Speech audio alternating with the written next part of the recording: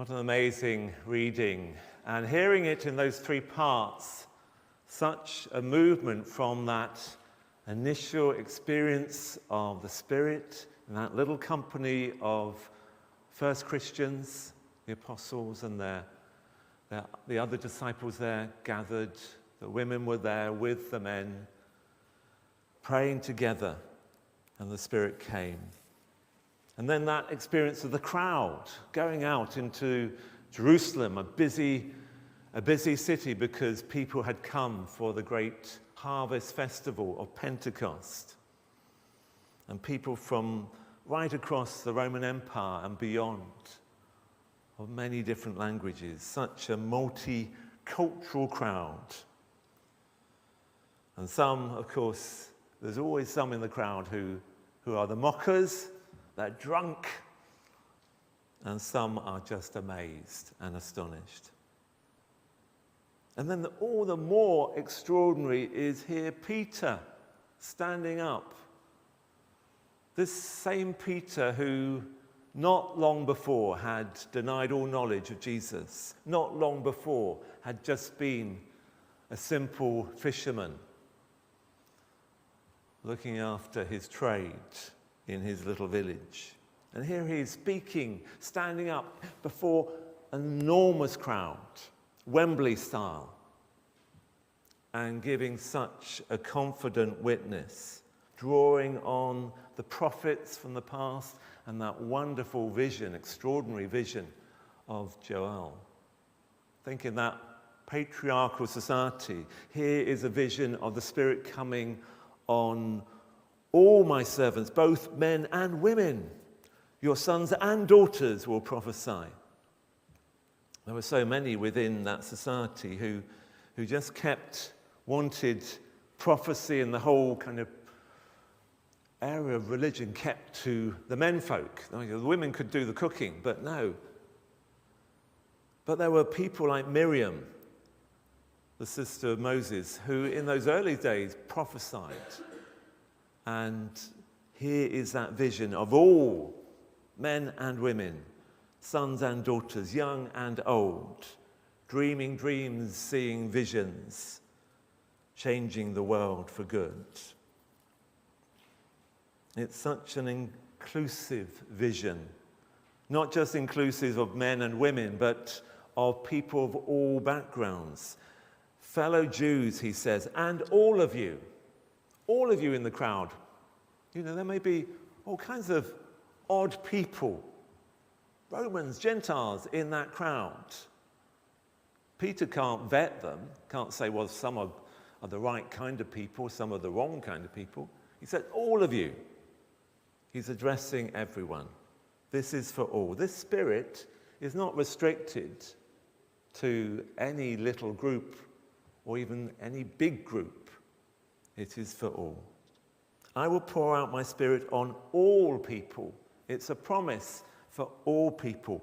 Everyone who calls on the name of the Lord will be saved. That's the kind of vision we need to take out. Not an exclusive church wanting people to do exactly as we do, but one driven by the Spirit of love and truth for all. There's a hymn that we're not singing today by Brian Wren, an 88-year-old now. He lives in the States, but he was a URC minister and hymn writer. He wrote, "There's a spirit in the air, telling Christians everywhere, praise the love that Christ revealed, living, working in our world." And he ends that hymn by saying, there's a spirit in the air telling people, everyone, everywhere. Lose your shyness, find your tongue, tell the world what God has done. When believers break the bread, when a hungry child is fed, when a stranger's not alone, where the homeless find a home, praise the love that Christ revealed, living, working in our world. Still the Spirit gives us light, seeing wrong and setting right. May the Spirit fill our praise, guide our thoughts, and change our ways. And so I do pray for that Spirit to fill our praise as a church family, to guide our thoughts away from much of the thinking that seems to dominate, that angry, divisive thinking in the world, and change our ways for good. May the fruit of the Spirit, love, joy, peace, patience, kindness, generosity, faithfulness, gentleness, and self-control work in our lives. Thanks be to God. Amen.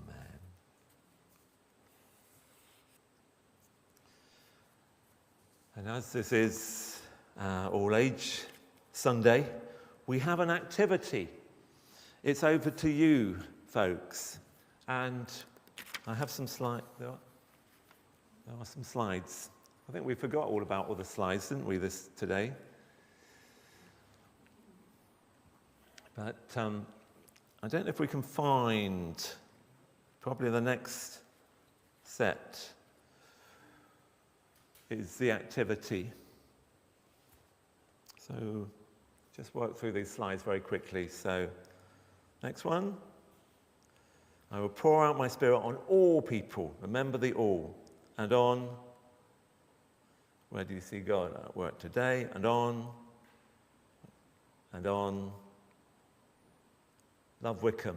Our activity links to Love Wycombe, which we'll be celebrating out there. It's our opportunity to go out of the building and share with other Christians and anyone who's passing in worship on the Rye. We're hoping and praying for good weather, 9th of June at 11 a.m. And there won't be a service here that morning, but the church will be open for prayer, I hope. And even now, people are prayer walking across Wycombe. And the next slide is our activity. Love Wycombe. Do you love Wycombe? And sometimes there's things about Wycombe that annoy us, frustrate us, but there's much that is good within the life of Wycombe. And so I want you, I think on that first table, to write a post-it note, and those who don't want to walk around the church, you can do it in your seats. We'll bring a note to you. Thank God. Give thanks for all that is good in our town and area. Think of one thing, one or two things that are good, and we'll add them to that board.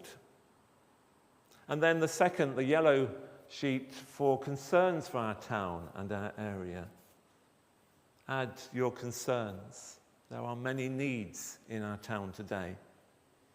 And then the green one, the final one, your dreams and your vision. Without vision, the people perish. We need vision for this town. It can be a glorious, loving place, but we need vision. So add your visions. I have a vision for a new hospital for Wycombe. You know, our hospital is falling down, or certainly part of it. And it's so crazy that people have to travel. I have one lady from Cawes End. She had to go to Reading for tests. She had to go to Wycombe for something else, and then Stoke Mandeville, all to do with one treatment. 3 places. That's crazy. That's my vision. Vote those in, and then on the back table, if you're into jigsaws, think of yourself as one part, one piece. A year ago, I was sent a piece of a jigsaw. I don't know where all the other pieces are, but every minister who had done their time, I think I'd done 30 or 35 years, I'm not quite sure when or why they sent it to me, but thank you for the part that you have played in the life of the United Reformed Church.